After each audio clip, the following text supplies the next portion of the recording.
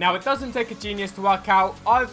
Yeah, let's just say I've caught the sun today. It's been a pretty hot one. Now, in good news, of course, if you like good news, France won the World Cup. Obviously, congratulations to them. But today's video is a transfer episode. I haven't done too many videos recently, but today's was a transfer episode. We're going to take a look at 6 players today, okay, that have confirmed and found new clubs. It's very interesting. Now, since I started getting the research for this video, loads of new players have announced they've gone to new clubs as well. So I got a back-to-back video to do for tomorrow. So if you want another back-to-back confirmed video for tomorrow, drop a like on the video. Let's get 1,000 likes before midnight. That's your goal. So not even a minute into the video, I'm about to get the fan. I just can't do this. I don't know how people do this video making malarkey, to be honest. I really don't know how they do it. But the first player I'm going to take a look at is one that was confirmed a couple of days ago. We got Riyad Mahrez. He's finally got his big move to Manchester City. So they've signed him for big £60 million. Okay, they signed a winger for. Now, we know they tried to get him in January. We know they tried to get him last transfer window. It didn't happen, unfortunately, for him. But, because, you know, if he got the move, then he would have got another Premier League title medal, if you like. Now, if you didn't know, Man City actually broke their own club record to sign winger Riyad Mahrez, 60 million. They've never spent that much money on a player before. Can you believe it? No, I didn't believe it when I read it the first time. The 27-year-old has signed a big 5-year deal to become the Blues' first recruit since winning the Premier League. So he's Man City's first signing this summer. I just can't get over how red I am. Like, I need to start sun creaming, to be honest. It's getting crazy. So they walked away from a potential deal for the Algerian in January after being put off by Leicester's valuation of the player. Now, Mahrez actually said the club style of play is perfect for him, okay, and he wanted to be part of the club, which is redefining the English game. That's what he said. Watching them from afar has been a pleasure. Pep Guardiola is committed to playing attacking football, and City's performance last season was outstanding. I think we can be successful over the years or coming years, and I believe my own game can develop under Pep's management. So these are really, you know, a lot of strong words coming from their biggest signing ever, to be honest. It's a club record fee that's happened here. Now, this isn't any club record fee. This is Man City's club record, which is a big one for me. You know, I didn't expect that. I mean, it's a magnificent bit of business from Leicester, okay? They signed this guy for 400 grand 8 years ago, and today they've sold him for £16 million, okay? So that is, I mean, that is absolutely exceptional. They also won the Premier League with him as well. So in the 4 years of Mahrez being there, he's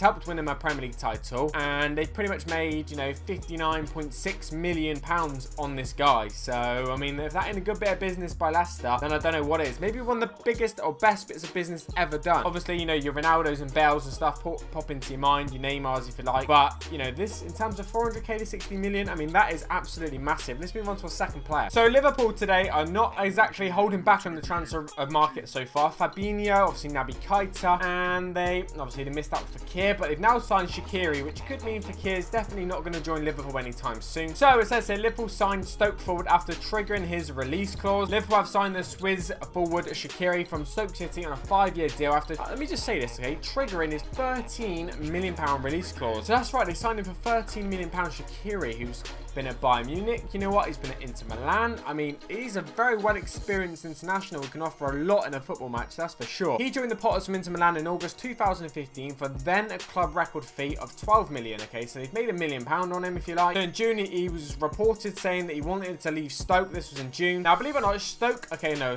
get rid of Stoke for a minute. Shaqiri, who will wear the number 23 shirt, was linked with a move to Anfield in 2014, but Bayern Munich reportedly blocked the transfer from happening. Now, Shaqiri came out and said, as a player, you always want to be on the biggest stage in football. A few years ago, I wanted to come too, but it didn't happen. I'm really happy that I'm now finally here. I want to try and improve myself, and I want to be the best and win title. It's a huge club with big history, big players, and a fantastic coach, so I'm really glad and happy to be here. By the way, this guy is a Champions League winner. He won it with Bayern Munich back in 2013, so his experience is even higher than I originally said it was. But there you go, second transfer episode, another big one, another winger, a Premier League. I mean, obviously, Premier League club to Premier League club if you like, or if you want to, I mean, Stoke have gone down, but yeah, you get the drill what I'm going on about here. Next up, we got a guy who's joined Fulham, okay? This, obviously, Fulham being a newly promoted team, but this guy is a bit of a surprise because a lot of big teams in the Premier League wanted this guy. We've got Siri, okay? Seri, is that how you pronounce it? Jean Michel? I'm not even going to try and pronounce that, alright? I'm just going to call him Seri. So they signed this guy from Nice, basically, Fulham have, okay? It's very good. They've actually done a double signing, okay? They signed someone else called La Marchand as well from Nice as well. It's a double signing, apparently. The pair joined the Whites as a part of a combined deal worth an excess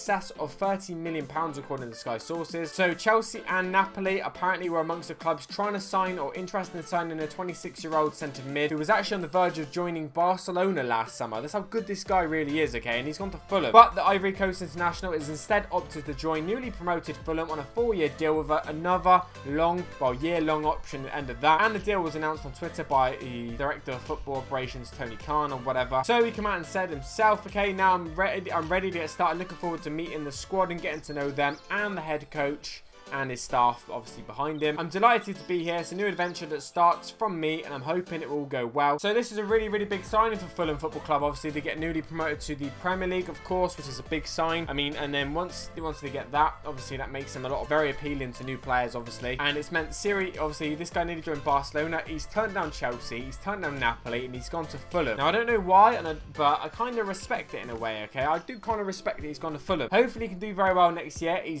can't get a red I am, okay? But hopefully he does well. He's a very good player. That was the third one. Let's move into the fourth. So we've got a player now who's actually won the Premier League, I believe. But I've got something interesting to talk about this guy, okay? So we've got Luis Nani. He's still about in football, of course. He's still about. Where is he? Okay, he's 31 years of age. And he's now moved back to his old club, Sporting Lisbon, okay? He's gone back there. So obviously he was at Sporting throughout pretty much a lot of his youth career. Obviously he was there at the start of his career. Man United signed him. Once Man United signed him, they actually loaned him back to Sporting for a season. Then Man United sold him to Fenerbahce to Valencia, then Lazio on loan. Now Valencia have sold him to Sporting Lisbon. He's gone back to the club. It all started up for him, basically. He's been there sort of 3 times, if you like. Started at Sporting, then Man United, then Sporting, then back at Sporting later on and further on after a few more clubs, basically. So we don't know anything about this. Sporting have announced they've obviously signed re-signed Nani.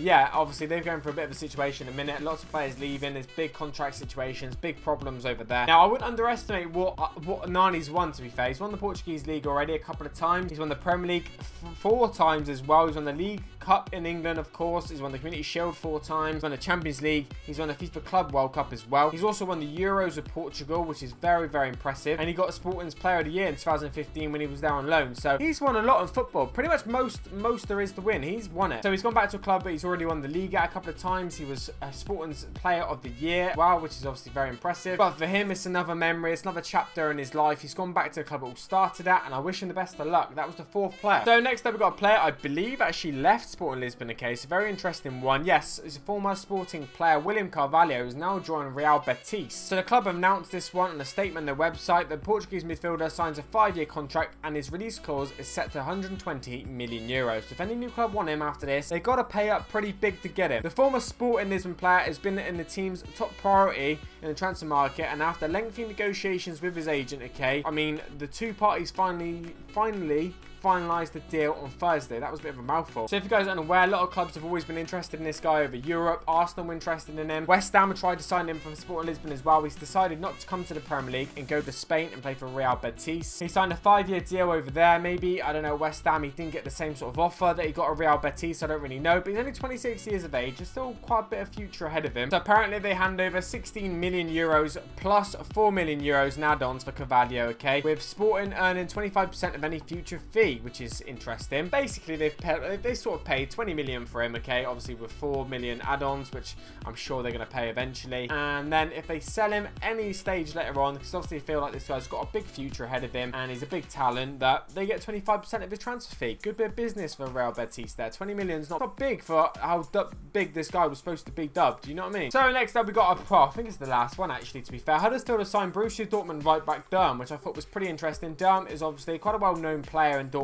and Germany, of course, and he's joined obviously Huddersfield, which is interesting. He's now come to the Premier League, Durm has. But anyway, they've signed Eric Durm on a 1-year contract for an undisclosed fee. That's a bit surprising, okay? The 26-year-old only gets a 1-year deal at Huddersfield. He's capped 7 times by Germany. He's failed to play in the 2000. Oh, okay, he didn't even play in the last season at all, okay, because of a ruptured ankle ligament injury. So there is an option to extend his deal by a further year if Huddersfield are, you know, impressed with him or whatever. David Wagner, if you like, he said, "Not every day to bring a player of of the quality of Eric to your club. He's been very unfortunate with injuries for a year now, but he has been training with Dortmund at the end of the season. He's passed our medical with flying colours. Sturm joined up with Borussia Dortmund's reserve team in 2012, where they were coached by Wagner, who converted him from a striker to a defender. Interesting, so they've worked together before. Anyway guys, that has been the end of the transfer video. If you have enjoyed it, drop a like and a thumbs up down below. I apologise for being so red today. I need to start putting a bit of sun cream on.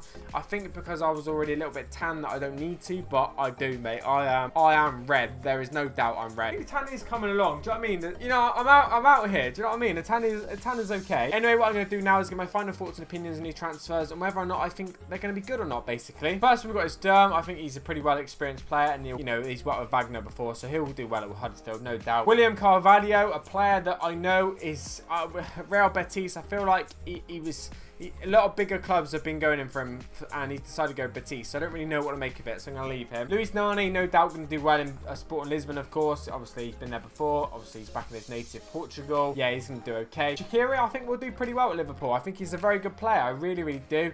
And yeah, he'd be wasting the championship. That's all I'm going to say. There was no way he was going down championship. No way. Siri, I'm not really too sure. Hopefully he's made the right decision for him. A lot of big clubs are interested in him, and he's going to Fulham. So I'm going to go 50-50. I'm not sure. Then Riyad Mahrez, as long as he gets in over the amount of attacking talent that Man City have, then yeah, we know he's a good player. Anyway guys, take it easy. See you guys for another video tomorrow, and peace. A little strong enough.